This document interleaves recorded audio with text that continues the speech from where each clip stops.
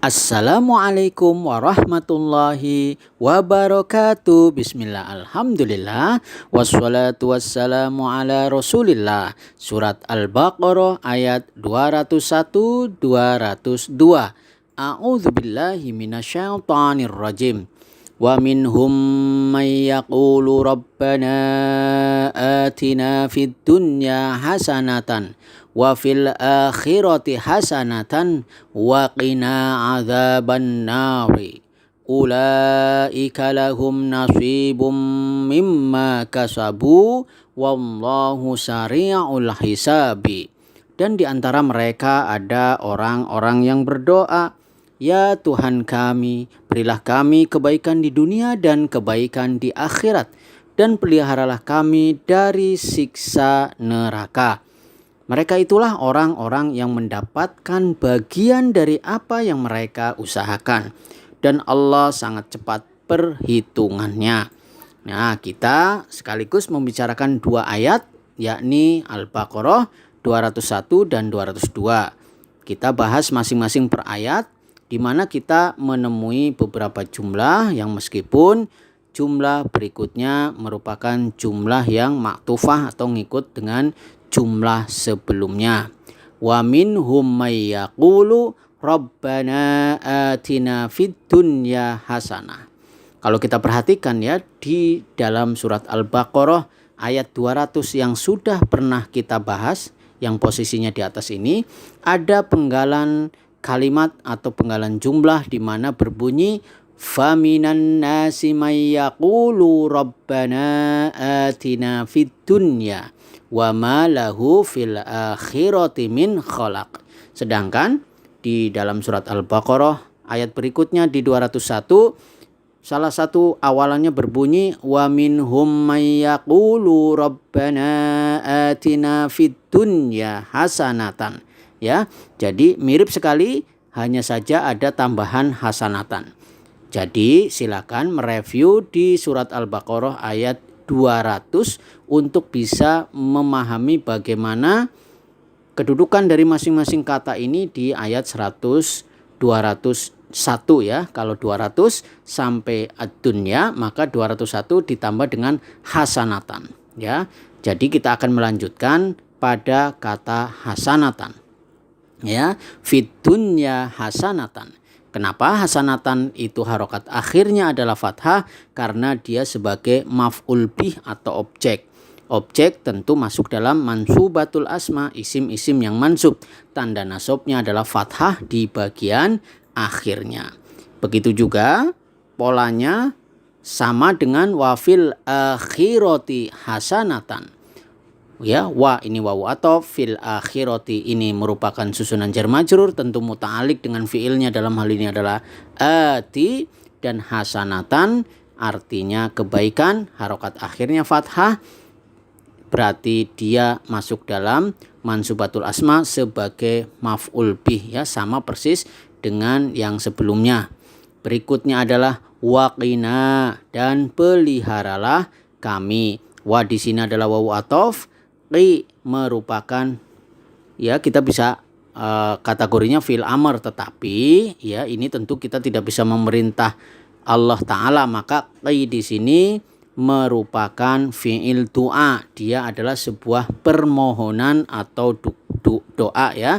Ki artinya peliharalah, sedangkan ya ki tentu mengandung fa'il ya, fa'ilnya adalah anta, tentu kembali kepada Rabbana, kembali kepada Tuhan kami, yakni Allah Ta'ala.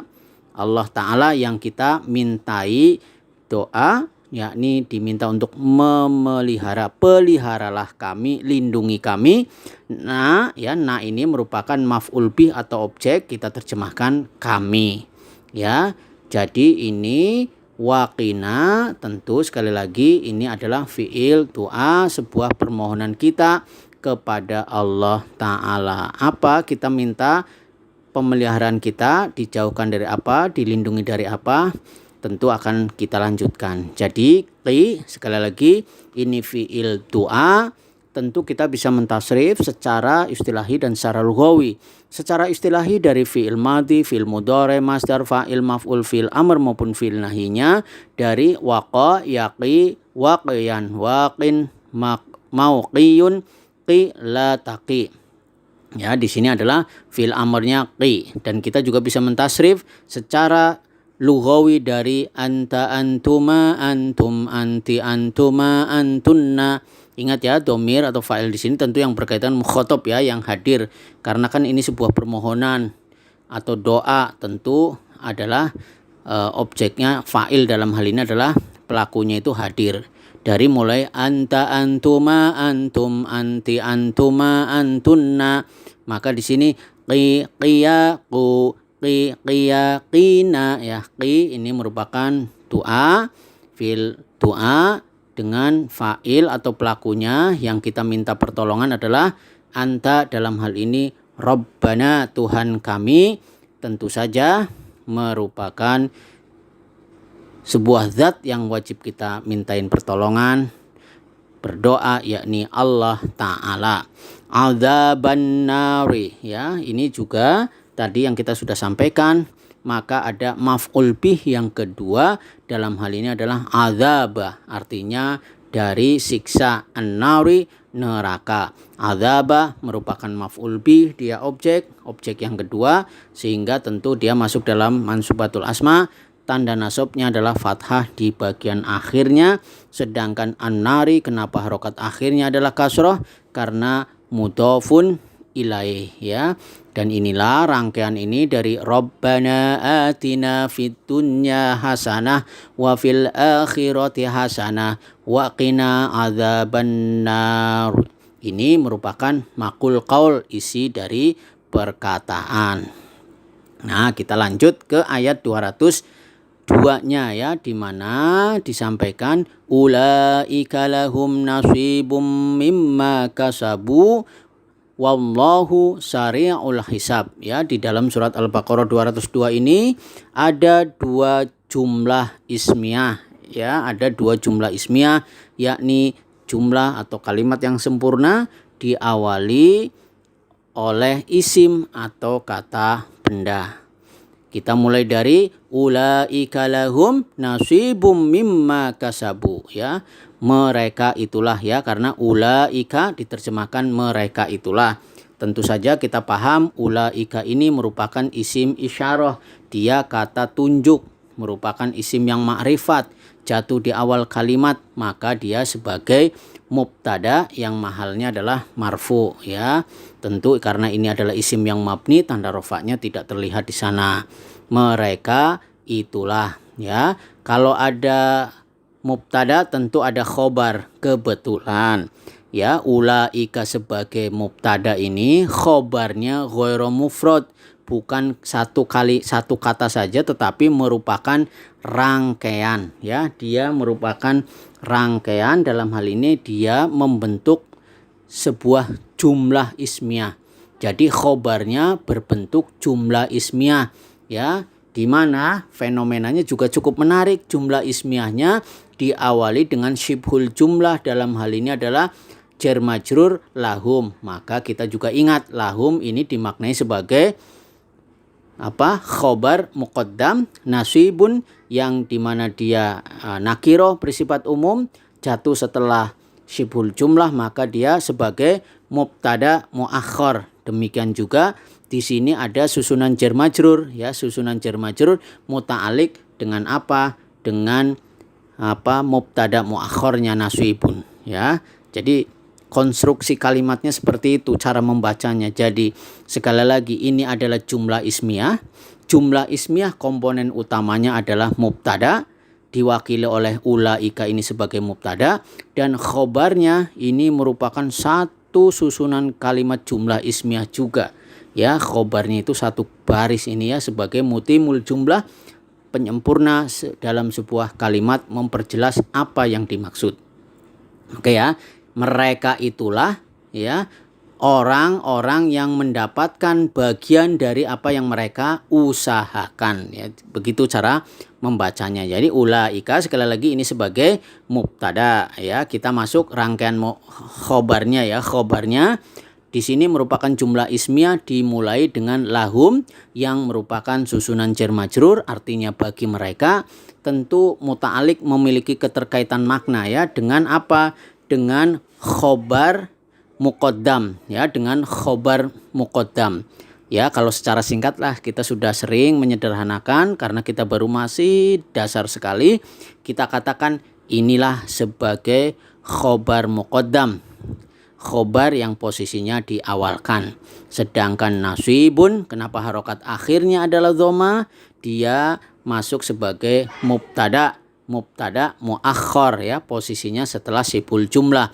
Biasanya mubtada muakhor itu salah satu cirinya kenapa dia diposisikan di akhir, karena secara hakikatnya kan mubtada itu harus ma'rifat, tetapi ada juga case atau studi di mana dia nakiroh, tandanya adalah di situ tanwin, maka ini sebagai khobar sebagai mubtada muakhor, ya.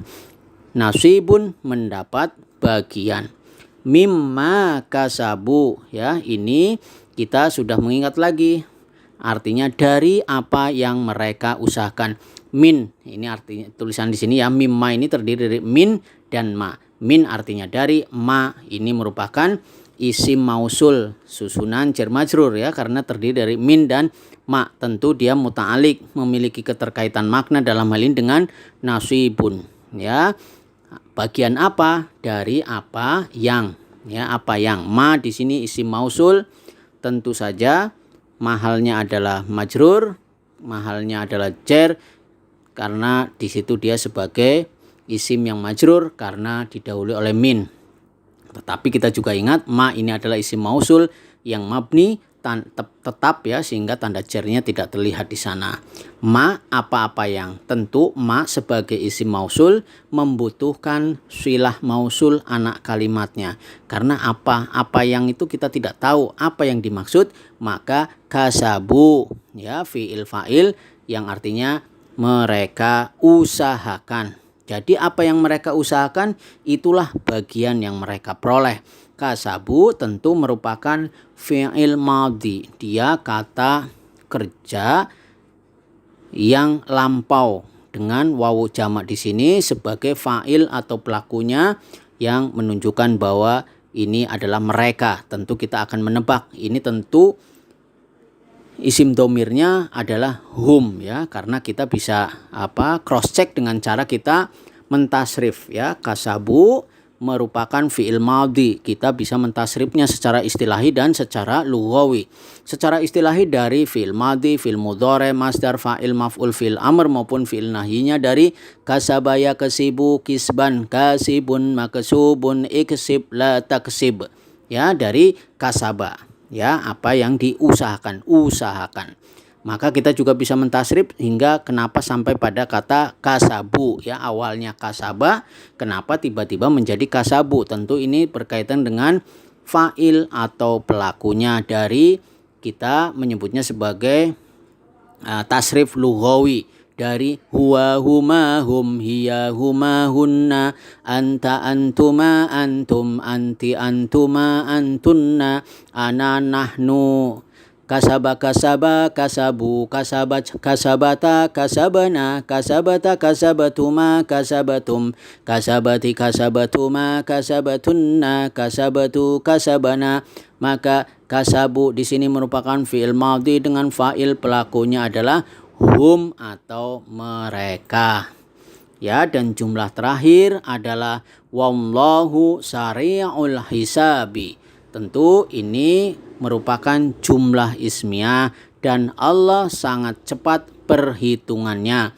Wallah di sana wawu sebagai wawu athof, kemudian Allahu merupakan lafdzul jalalah yang sebagai mubtada sehingga tandanya adalah dhammah di bagian akhirnya sebagai tanda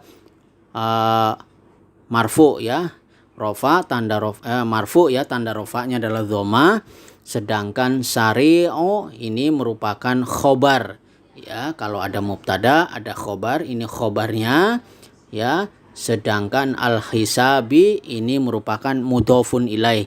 Karena cepat perhitungannya, ini merupakan susunan idhofah. Sari'u sebagai mudhof, dia kenapa harokat akhirnya adalah dhammah? Karena dia sebagai khobar, sedangkan al-hisabi sebagai mudhofun ilaih yang wajib majrur, sehingga tanda jarnya adalah kasroh di sana. Maka bisa kita sampaikan, wa minhum may yaqulu rabbana atina fid dunya hasanatan wa fil akhirati hasanatan wa qina adzabannar. Dan di antara mereka ada orang yang berdoa, ya Tuhan kami, berilah kami kebaikan di dunia dan kebaikan di akhirat, dan peliharalah kami dari siksa neraka. Ulaika lahum nasibum mimma kasabu wallahu sari'ul hisabi. Mereka itulah orang-orang yang mendapat bagian dari apa yang mereka usahakan, dan Allah sangat cepat perhitungannya. Semoga kita bisa melafalkan doa ini dengan begitu banyak, dan juga berharap Allah kabulkan ketika kita menjalankan ibadah haji dan umroh ke Tanah Suci. Sekali lagi semoga Allah berikan kesempatan bagi kita untuk bisa menjalankan rukun Islam yang kelima. Subhanakallahumma wa bihamdika asyhadu an la ilaha illa anta wastaghfiruka wa atubu ilaik. Wassalamualaikum warahmatullahi wabarakatuh.